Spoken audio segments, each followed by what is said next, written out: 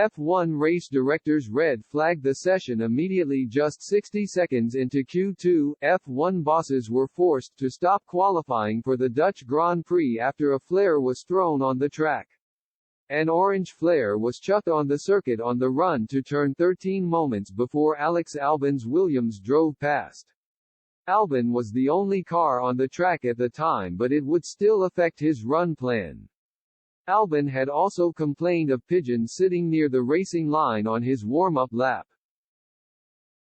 The FIA confirmed the offender had been thrown out of the circuit moments later.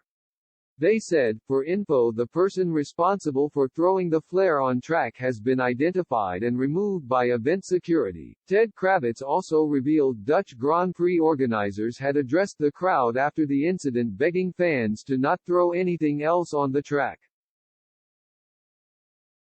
He explained, in Austria they weren't banned, here last year they weren't banned, although I think they have set fire to some dried grass in the past around here. But they have now decided to ban them, so, there is now going up on the big screens a sign to the crowd. It is prohibited to set off fireworks and other incendiary materials. If you do use flares you will be removed from the premises. But they are not checking people, they can't check people. What are you going to do, a whole body search before you get in? But there are signs as you come in saying if you do have flares they are not allowed, so please put them in some kind of bin before you come into the circuit. Obviously a lot of spectators are not heeding those warnings. Kravitz added fans who are identified using flares would be chucked out and not refunded.